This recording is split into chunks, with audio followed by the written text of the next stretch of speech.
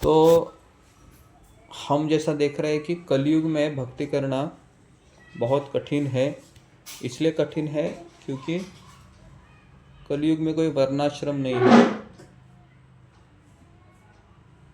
वर्णाश्रम मतलब कोई ब्राह्मण नहीं है, कोई क्षत्रिय नहीं है, कोई वैश्य नहीं है, कोई शूद्र नहीं है।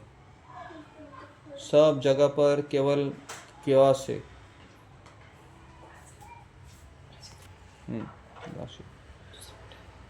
क्योस मतलब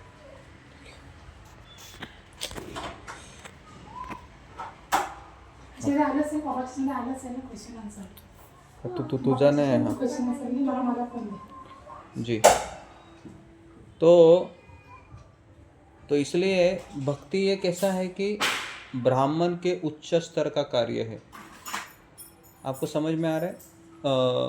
भक्ति ये वैष्णव वो होता है जो ब्राह्मण से ऊपर होता है। और अभी हम क्षुद्र है और क्षुद्र से भी नीचे है हम। और शाम को ही हमने बता दिया, हम चर्चा किए कि हमारे से भक्ति करने के बाद दुष्कर्म भी होता रहता है।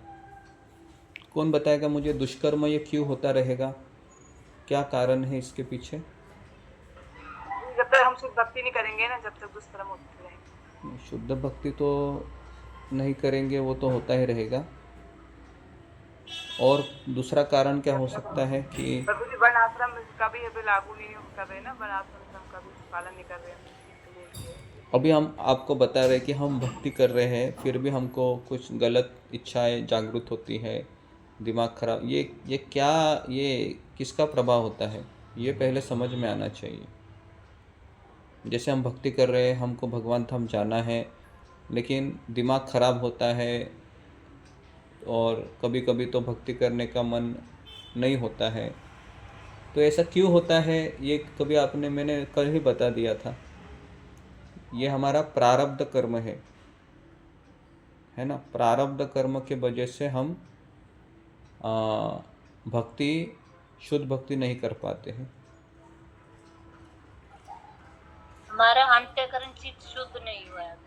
अंतःकरण शुद्ध इसलिए नहीं हुआ है क्योंकि हम भक्ति में तत्पर नहीं है। तीव्र भक्ति हम करना नहीं चाहते हैं, या हम खुद होके हम प्रयास नहीं कर रहे हैं। और दूसरा हमारा प्रारब्ध है। प्रारब्ध मतलब गलत वासनाएं, गलत इच्छाएं, जिसको हम दुष्कर्म कहते हैं। तो दुष्कर्म हमारे साथ रहेगा जब तक हम शुद्ध भक्ति नहीं करेंगे। जैसे मान लो कि हम संग सिद्ध भक्ति और हम आरोप सिद्ध भक्ति कर रहे हैं, तो इसके साथ हमारे दुष्कर्म भी होते रहेंगे। दुष्कर्म का अर्थ है कि झूठ बोलना, या किसी के प्रति ईर्ष्या रखना, या अगर कोई हमसे आगे जा रहा है तो उसके पीछे आदर की भावना न रहना, तो ये भी दुष्कर्म में ही आता है, या इसको हम अनर्थ कह सकते हैं। तो अभी हमारे सामने इसलिए सबसे बड़ा ये है कि पहले ये समझना कि मैं शरीर नहीं हूँ, मैं मन नहीं हूँ। ये हो गया प्रतिकूलता। अनुकूलता क्या है कि मैं भगवान का सेवक हूँ, ये अनुकूलता है। तो इसलिए अभी पहले हम क्या करेंगे? पहले हम अपने आप को अपने मन के चंगुल से आज़ाद करेंगे। कैसे आज़ाद करना है तो उसको पहला हम देखेंगे। क्योंकि जब तक हम अपने मन के विचारों को देखना अगर हम नहीं चाहेंगे या देखने की शुरुआत नहीं करेंगे, तब तक हमारे मन में जो भी विचार आएगा उसको हम बिना सोचे हम कार्यान्वित करेंगे, और फिर उससे हम भक्ति से नीचे गिर जाते हैं। तो पहली चीज़ क्या है? खुद को अपने मन से आज़ाद करना। ये पहला चीज़ है। तो इसको हम लिख भी सकते हैं कि मैं अपने आप बोला को कुछ को मैं अपने आप को इस मन के चंगुल से आज़ाद करना है मुझे। ये पहला चीज़ करना है।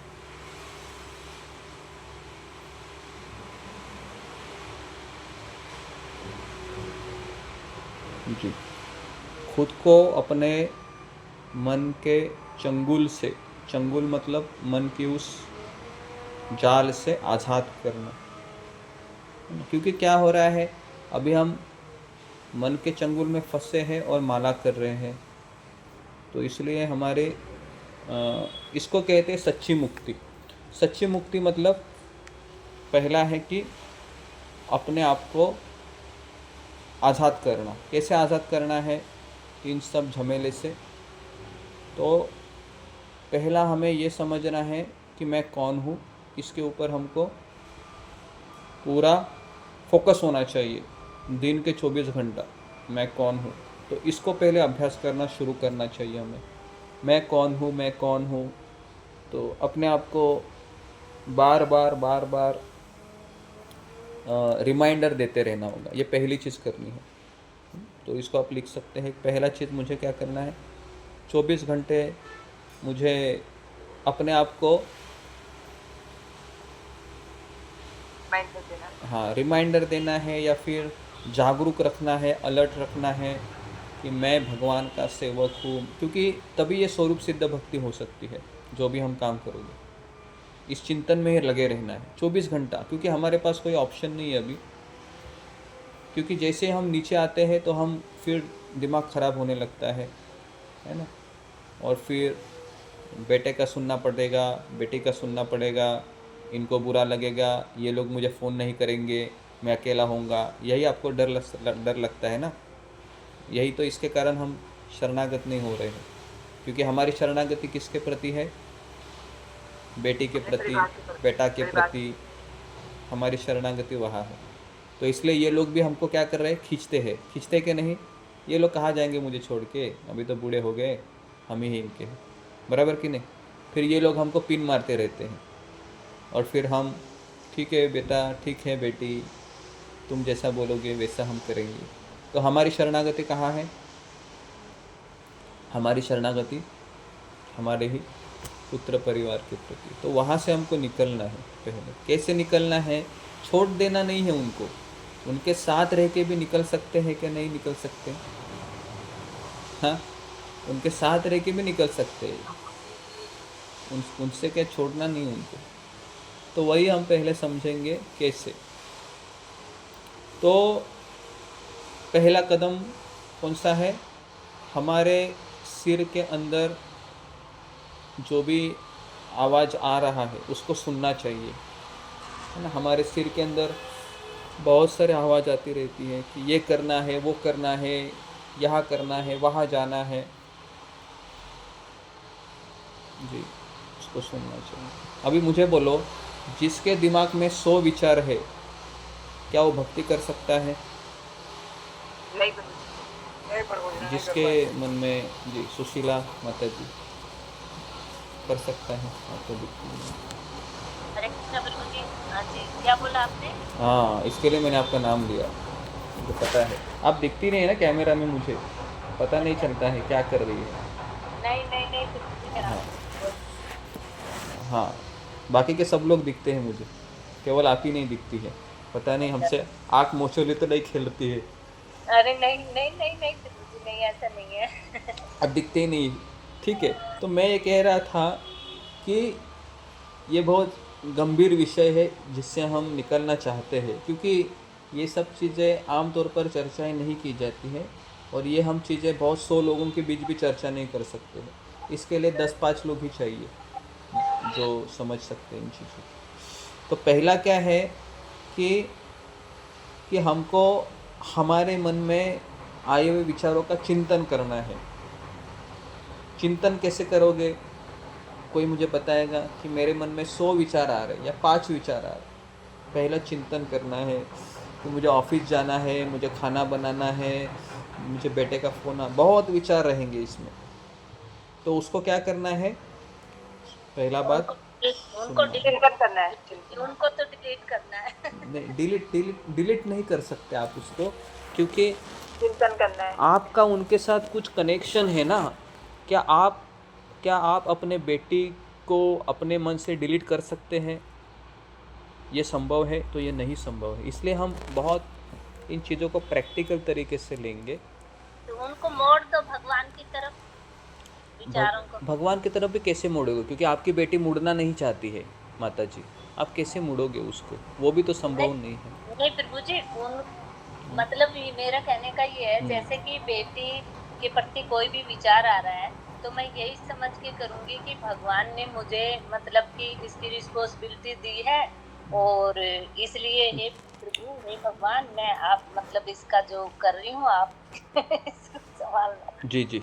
तो हमें यहाँ पर एक सॉल्यूशन दिया है उन्होंने कहा है कि जब भी हमारे मन में विचार आए तो आप उसको साक्षी की तरह सुनिए। साक्षी की तरह सुनिए मतलब कोई रिएक्शन मत दीजिए।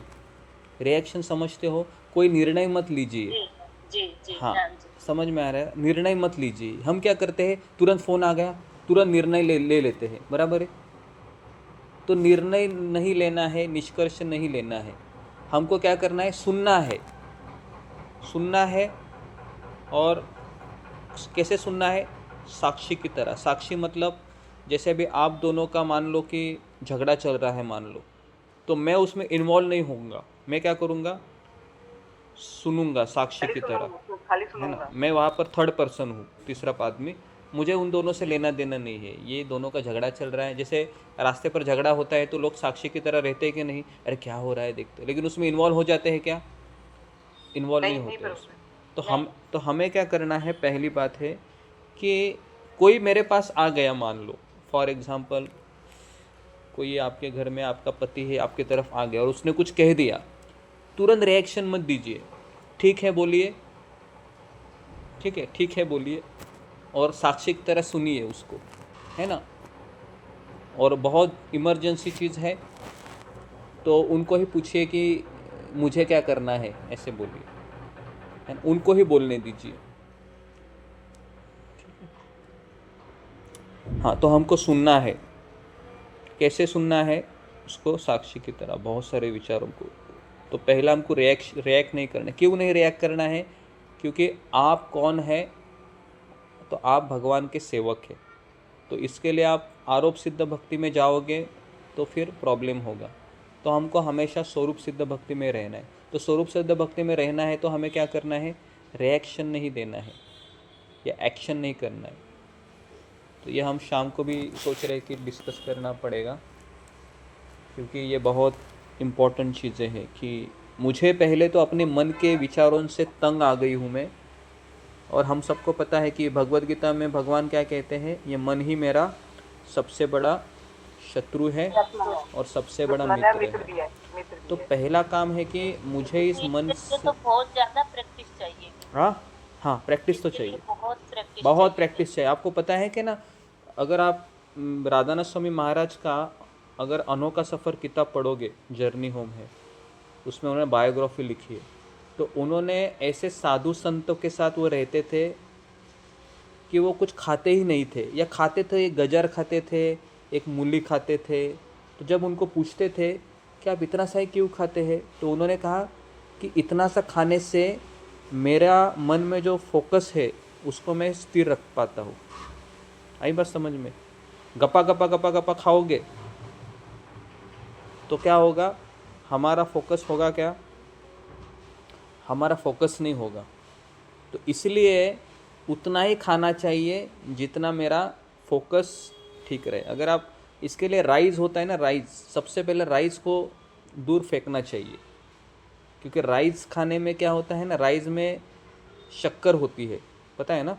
राइस में शक्कर होती है। तो शक्कर आपको बहुत आलसी बना देता है।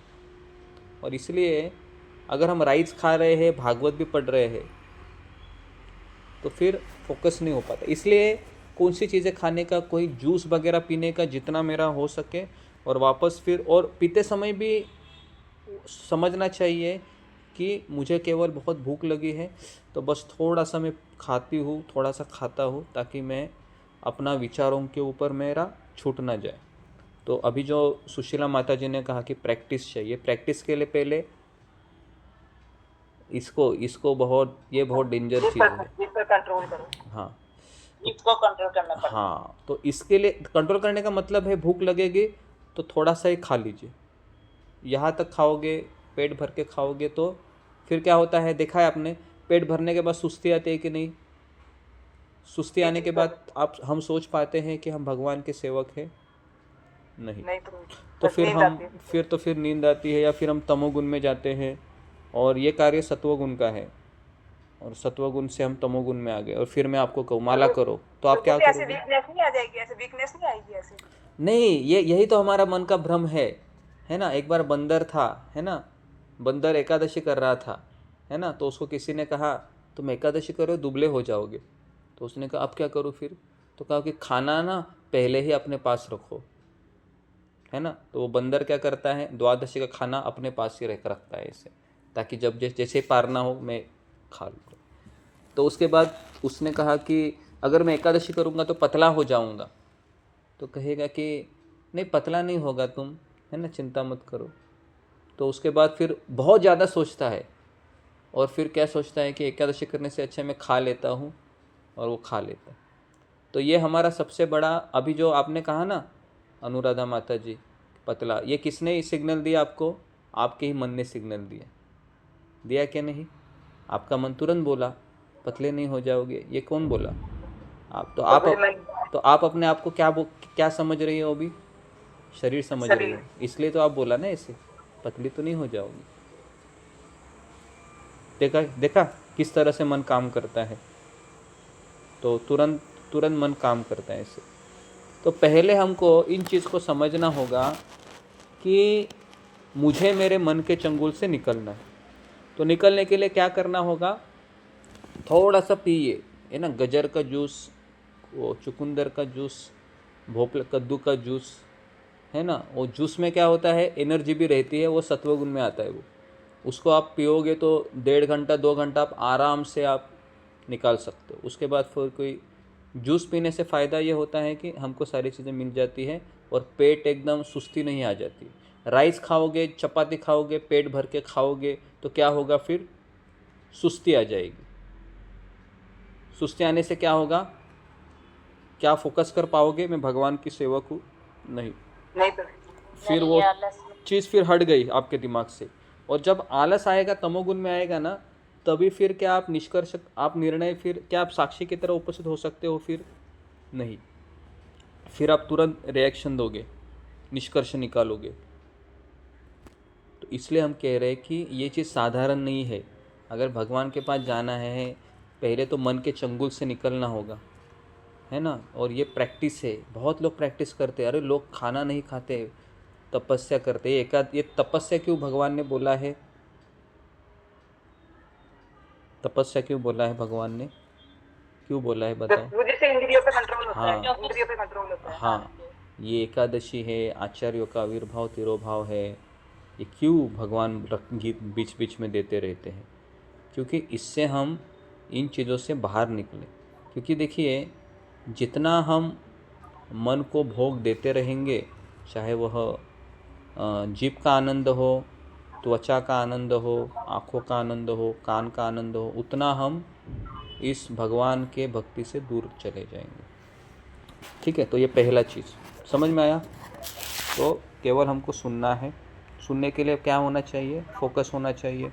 फोकस होने के लिए क्या चाहिए? खाने पे हमारा रोक होना चाहिए, है ना। प्रभुपाद जी पता है कितना खाते थे? प्रभुपाद जी बहुत कम खाते थे, देखो आप, है ना। प्रभुपाद जी बहुत कम खाते थे। और बड़े बड़े मैंने ब्रह्मचारी भी देखे हैं, वो चातुर्मास में तो कुछ खाते ही नहीं है, ऐसे रहते थे। और एक्चुअली हम पतला हो जाएगा ना, ये मन का भ्रम होता है। अभी बस समझ में, पतला हो जाएगा ये कौन कहता है? आपका दुष्ट मन कहता है। और मान लो आप पतला भी हो गए, मान लो पतला भी हो गए, लेकिन आपका आपका फोकस स्ट्रांग है, आप स्वरूप सिद्ध भक्ति में लगे हैं, आप पतली हो रही है, तो क्या आपका नुकसान है क्या? बताइए। मान लो पतली भी हो गई आप, है ना, और फिर 10 लोग बोलेंगे आपको, अरे अनुराधा माता आप पतली हो गई, क्या कर रहे हैं, और फिर लोगों का सुन के आप और डिप्रेशन में आओगी, फिर अरे ये तो कुछ भी बोलता रहता है। समझ में आ गया क्या? जी जी जी प्रभु जी, जी जी। तो पहले बात है कि आपको किसी को बताना नहीं ये सब चीज़ें। अगर आपने बता दिया तो फिर आप 10 लोग आपके पीछे पड़ेंगे और फिर आपका फोकस नहीं रहेगा। समझ में आ रहा है? तो इसलिए हमको पहला क्या करना है, पहला हमके आज से ही थोड़ा कम कम खाना। देखो अभी मैं आपको क्या कहूँ, ये तो सबका व्यक्तिगत निर्णय होता है, बराबर है। हम किसी को फोर्स नहीं कर सकते इन चीज़ों को। हम कह सकते हैं कि देखिए हमें भगवान ने इतना अच्छा मौका दिया है, आपके घर में किसी को फाइनेंशियल प्रॉब्लम नहीं है, उतना तो भगवान ने आपको अच्छे से रखा है, बराबर है, कि आपको आपके पति को जॉब नहीं है या आपके घर में आपका बहुत प्रॉब्लम हो रहा है, तो दाना रोटी का समस्या के बाद भक्ति नहीं होता है, बराबर है। लेकिन दाना रोटी का समस्या है कि आप लोगों को किसी को 2 टाइम का खाना नहीं मिल रहा है, ऐसा कोई है? ऐसा कोई नहीं। तो फिर इतना तो भगवान ने हमको दे दिया है ना। ये भगवान का बहुत बड़ा कृपा है। आपको पता है दाना रोटी के लिए लोगों को जॉब करना पड़ रहा है अभी। देखो बाहर देखो ज़रा, सब गाड़ियाँ घूम रही कि नहीं, बसेस चल रही है, रेलवे चल रहा है, क्यों चल रहा है? दाना रोटी के लिए। जी इनके लिए प्रभु जी, आज जो हमारे मेड आई ना, वो ना जयप्रता का, परम पूज्य जयप्रता का महाराज जी से दीक्षित है। तो मेरे को, मैं थोड़ी सी असमंजस में हो गई। अपराध तो नहीं लगेगा जैसे वो पोचा वगैरह सब, अब मुझे क्या करना चाहिए समझ नहीं आ रहा है। नहीं समझा नहीं मैं, आप क्या क्या बोल रही है मुझे माता जी? प्रभु जी मैं ये कह रही हूँ कि जो हमारी मेड है ना, जो घर में काम करने के लिए आती है, हाँ, और पोचा के लिए, तो वो परम पूज्य जयप्रता का महाराज जी से दीक्षित है। शिष्य है। हाँ दीक्षित है, हाँ शिष्य। देखिए तो देखिए माता जी, जब भी हमारे घर कोई काम करने आती है, उनका हमारा रिलेशन पैसे का होता है। हाँ जी, आपको बात तो समझ मुझे में आ क्या रही है? लगता है कि वो जयप्रता का महाराज जी नहीं से, नहीं नहीं, वही तो हम प्रॉब्लम करते। देखो अगर वो जयप्रता का महाराज के शिष्य है तो फिर आप भी तो गोपाल कृष्ण महाराज के शिष्य है या लोकनाथ महाराज के शिष्य है, तो वैसे तो उसने फ्री में काम करना चाहिए फिर। बराबर के लिए तो तो कहने का अपराध तो नहीं लगेगा ना नहीं, कुछ? जब भी हम किसी के साथ पैसे की डील करते हैं और उसमें देखिए ये शुद्ध भक्ति में पैसे का डील नहीं होता, इतना पता है आपको, है ना। तो जी, तो अगर हम अपनी इच्छा से कुछ देना चाहते हैं, आप उसकी मदद करना चाहती हैं, तो फिर कोई प्रॉब्लम नहीं है, ठीक है। अगर आप उससे कुछ पैसे की अपेक्षा आप करती हैं वो, और आपको रिटर्न नहीं देंगे तो भी कोई दुख नहीं लगेगा, तो फिर आपको देना चाहिए। लेकिन आप उसको उधार के रूप में दे रहे हैं तो फिर आप दोनों में रिश्ता ख़राब हो सकता है। समझ में बात आ रही है? हाँ जी हाँ जी। तो हाँ, तो फिर इस तरह से, क्योंकि हमें भी किसी ने पूछा था कि अगर कोई भक्त हमारे से कुछ पैसे के लेन देन करना चाहते हैं तो हम कैसे करें, तो उन्होंने हमको यही कहा था, प्रभु जी अगर आप उनको पैसे देते हैं और अगर बदले में वो रिटर्न नहीं करते हैं और ये अपेक्षा के साथ आप दे रहे हैं तो फिर आप दे दीजिए। आपको बात समझ में आ रहा है? लेकिन अगर आप रिटर्न की अपेक्षा करते और वो नहीं देते, क्योंकि भले वो जयप्रता का महाराज का शिष्य है, किसका भी शिष्य है, लेकिन हम तो सब है ही बद्धजीवी है ना। बद्धजीव है कि नहीं? क्या हम शुद्ध भक्त है? हम बद्धजीव है। तो कोई भी व्यक्ति धोखा दे सकता है कभी भी, है ना। हाँ, और धोखाधड़ी की चीज़ तो बहुत होते रहते हैं ना, अभी इस्कॉन में तो बहुत होते हैं, है ना। भले ही सब दीक्षित, अभी जिसने घोटाला किया पटना में कौन था? दीक्षित भक्त ही था ना। वृंदावन में जो चीज़ किया कौन थे? दीक्षित भक्त ही थे ना। समझ में आ रहा है कि नहीं आ रहा है? तो हमें इन चीज़ों को अच्छे से समझना चाहिए। तो अगर आप देना चाहते हैं तो दे सकते हैं, ठीक है जी। हाँ, तो जी, तो हमने अभी क्या बताया आपको कि खुद को अपने मन के चंगुल से मुक्त करने के लिए क्या करना चाहिए, बताइए। पहला काम, अपने आप को 24 घंटे हमें, हाँ, स्मरण में जागरूक होकर प्रैक्टिस करना होगा पहले तो। प्रैक्टिस करना होगा। प्रैक्टिस कैसे करेंगे अभी, कैसे प्रैक्टिस करेंगे? प्रभु जी जब भी विचार आए साक्षी की तरह सुनिए पर निर्णय मत लीजिए। हाँ, मतलब कैसे करेंगे इस चीज़ को? सुबह से लेकर रात को सोने तक कैसे हो सकता है? हम भगवान के दास हैं, भगवान की हमें ये बार बार रिमाइंडर कराना है बस। कैसे रिमाइंडर करेंगे? कि मैं मैं शरीर माँ केवल मैं आत्मा हूँ, मैं किसी का अभिमानी माँ हूँ, मैं नहीं सुप्रतिम हूँ, मैं भगवान की दास हूँ। ऐसे ऐसे बोलते रहोगे 24 घंटा? हाँ बोलने से नहीं प्रभु जी, ये हाँ आपने उसमें क्रिया में करना होगा हमें। हाँ, वही तो मैं बोल रहा हूँ ना कि क्रिया में लाना पड़ेगा ना। ये बड़बड़ करने से थोड़ी ना होता है। क्रिया में कैसे लाएंगे हम? वही तो सब चीज़ है ना कि हमको फोकस करना होगा। फोकस कैसे करेंगे? जैसे इसके तरीके होते हैं। जैसे अब जिस आईने में आप, हाँ बोलो, जिस आईने में आप बिंदी लगाने जाती हो तो वहाँ पर आप लिख सकते हो, बराबर है, कि तुम शरीर नहीं, तुम भगवान के से हो। या आप किचन में जहाँ पर आप ज़्यादा समय खड़े रहते हो वहाँ पर आप पर्ची डाल सकते हैं, बराबर है, डाल सकते हैं कि नहीं, कि तुम भगवान का से। या फिर आप जहाँ पर आप स्नान करते हैं, स्नान करने में भी हम 15 मिनट खड़ा रहते हैं, तो वहाँ पर भी आप लिख सकते हैं कि तो कहीं ना कहीं जाके ये तो आदत तो हमको है नहीं, बराबर है ना। अब इस आदत से निकलना है तो हमको ये चीज़ करनी है ना। लेकिन मान लो कि बाय चांस बहुत बड़ी ट्रेजेडी हो जाती है। ट्रेजेडी मतलब कोई हॉस्पिटल में एडमिट हो गया है, या फिर आप बीमार हो गए हो, या फिर आर्थिक नुकसान हो गया है, या फिर आपका माँ है, आपका पिताजी है, शरीर छोड़ दिया हो। ये सब चीज़ें क्या है? ये सब चीज़ें एक्सट्रीम, क्या बोल सकते हो, एक्सट्रीम हमको विचलित करने वाली चीज़ है। आप समझ रहे हैं ना इन चीज़ को? क्योंकि इन चीज़ों को होने के बाद आप अपने आप को रिमाइंड भी देना चाहोगे तो भी आप नहीं कर पाओगे, आप फेल हो जाओगे, बराबर है, बराबर कि नहीं। जैसे मान लो कि आपको फ़ोन आ गया, आपकी माँ का देहांत हो गया, तो क्या करोगे? आप बोलोगे मैं शरीर नहीं, मैं भगवान का सेवक हूँ। आप भले ही बोलोगे, लेकिन आप इमोशन में तो आ ही जाओगे ना। रोगे कि नहीं? आप आ रोगे, जाएंगे, आ जाएंगे। रोगे। आप तुरंत बस पकड़ने का ट्राई करोगे, आप तुरंत फ़ोन घुमाएंगे कि मुझे अभी जाना है मेरी माँ के पास, और आप रास्ते पर भी बहुत रोओगे, बराबर कि नहीं। रास्ते पर ही चलते चलते इतना रोग, तो उस समय ये ज्ञान हमको, अगर सही में, अगर हम उस समय अगर हम सफल हुए कि नहीं ठीक है मेरी माँ है, एक दिन तो जाना ही था उसको, चली गई, लेकिन मुझे भी एक दिन जाना है, तो भगवान का सेवक हूँ मैं, वो भी भगवान की सेवक है, आत्मा अमर है। तो ऐसे अगर अपने आप को, अगर हम, भले आंसू भी गिर रहे हैं, ऐसा नहीं है, आंसू तो गिरेंगे, लेकिन आंसू गिरते समय अगर हम इस ज्ञान को अगर हम समझ में आ रहा है ना, अपने आप को बोलते रहोगे, तो फिर हम इस लड़ाई से जीत सकते हैं। आपको बात समझ में आ रही क्या बोल रही जी? कैसे करेंगे इसको हम? तो इसको करने के लिए हमको अपने आप को फिर इन परिस्थितियों को तैयार करना होगा। कि जैसे आप सबके माता पिता हैं अभी, चले गए हैं, कुछ लोगों के है गुरु जी, है, ठीक है। माता तो जिनके ऐसे प्रभु है, जी क्या कहते हैं? हाँ है, ठीक है। तो प्रभु जी पिताजी चले गए, माता जी है। हाँ, तो मैं इसलिए कह रहा हूँ कि कभी ना कभी आप लोगों का उम्र ही इतना है, तो कभी ना कभी ये न्यूज़ तो आ ही सकता है ना, उनका भी उम्र हो गया होगा। तो उस केस में फिर ये चीज़ें काम में आएंगी, बराबर है ना जी।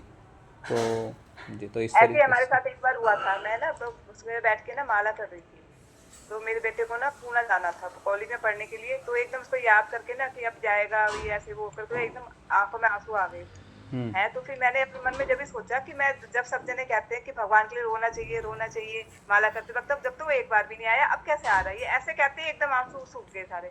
उस दिन के बाद से अभी तक फिर मैं जब जाता है ना तो आंसू नहीं आते मुझे, हाँ, कोई देर से करके। नहीं, आंसू आना ये स्वाभाविक है। देखिए, जब अभिमन्यु मरा था तो अभी अर्जुन, का दुख नहीं होता इतना ज्यादा ना, फिर हम कहें कि जब भगवान के लिए रोना होता है जब तो आते नहीं है, अभी अभी क्यों आ रहे हैं, इस करके ना थोड़ा मन को हम थोड़ी सी वो हुई तसल्ली। ठीक है। तो यहाँ पर हम रुकते हैं। तो यही बातें हम शाम को और अच्छे से चर्चा करेंगे। क्योंकि ये सब चीज़ें किताबों में लिखे हैं, लेकिन हम उसको अपने व्यवहारिक जीवन में इसको अप्लाई करना चाहिए। व्यवहारिक जीवन में अप्लाई करने के लिए उपदेशामृत किताब लिखा है ना रूप गोस्वामी ने, वो उपदेशामृत किताब में सब, या प्रभु जी फिर पहले भी बताया था ये वाला सारा ना, लेक्चर ये वाला, हाँ ये पहले भी साक्षी वाला। बताए थे, लेकिन हम भूल जाते हैं ना। ये सब चीज़ें बार बार बार बार बार बार होने से होता है, बराबर है। जैसे मैंने आज बोल दिया आपको और अभी इसका जिक्र ही नहीं किया तो क्या होगा फिर, बोलो। आप इसको भूल भूल जाएंगे, जाएंगे, भूल जाएंगे प्रभु भूल जी। जाएंगे और फिर वापस वही चीज़, फिर अरे क्या करूँ क्या करूँ क्या करूँ क्या करूँ। सॉल्यूशन तो दे दिया है, लेकिन उसको हम चिंतन करना चाहिए। चिंतन मनन करने से होता है। इसलिए वो आपको पहले पता है, पहले के ऋषि मुनि ऐसे आँख बंद करके ऐसे बैठते थे। देखा है अपने टीवी सीरियल में, ऐसे आँख बंद करके ऐसे बैठते थे, देखा है ना। उसका मतलब क्या होता है, वो क्या कर रहे होते, वो वही चीज़ कर रहे, तो चिंतन कर रहे होते, अपने आत्मस्वरूप के ऊपर चिंतन कर रहे हैं। तो ऐसा आप लोग भी बैठना चाहिए 15 मिनट 10 मिनट आंखें बंद कर, मैं कौन हूँ करके, बराबर है। क्योंकि माला करते समय आँख खुली रहती है, और अभी माला करने से भी कुछ होता नहीं, क्योंकि वो ऐसी गंदा आदत हो गया हमको, क्योंकि माला करते समय फिर ध्यान इधर भी जाता है। तो इसलिए हमें एक ऐसा अभ्यास करना चाहिए कि हम 10 मिनट ऐसे शांत बैठे और अपने आप के ऊपर हमको चिंतन करना चाहिए कि कैसे अभी मुझे आगे का सफ़र करना है। मेरा ज़िंदगी का केवल 10 साल बचा है, 5 साल बचा है, 2 साल बचा है, 1 साल बचा है। लोग मर रहे हैं, प्लेन क्रैश हो गया है, लोग मरते रह जा रहे हैं, है ना। तो मैं अगर, तो ये सब चीज़ों से क्या होता है, एकदम एक हमको एक ऊर्जा प्राप्त होती है। लेकिन प्रभु जी कभी कभी इतनी गहराई से सोचते हैं तो फिर बस कुछ नहीं लगता, फिर एकदम वैराग्य सा होता है मन में हाँ कि सब कुछ छोड़ दो। मतलब ऐसे होता है। हाँ, ऐसे होना स्वाभाविक है कि क्योंकि हमको वैराग्य ही चाहिए ना। ये चिंतन करने से ऐसा होता है फिर, अरे सब ख़त्म हो गया, अभी एक सब क्या है, ऐसा लगता है कि मेरे सामने ये परछाइयाँ नाच रही है, ऐसा लगता है कि बराबर है। जब ऐसे हिल रहे मैं ना, ये एक पति क्या बस है, सब कुछ हलती झूठा हुई झूठा परछाई। नजर आने लग जाता है, सब कुछ झूठा नजर आने लग जाता है कि ये कुछ है ही नहीं। हाँ जी जी, ठीक है। तो यहाँ पर हम रुकते हैं। हरे कृष्णा, आप सबका बहुत बहुत धन्यवाद। श्रील प्रभुपाद की जय। हरे दंडवत कृष्ण प्रभु, दंडवत प्रणाम, सभी भक्तों को हरे दंडवत कृष्णा प्रणाम। प्रभु जी, दंडवत कल हम ना हरे मथुरा जाएंगे।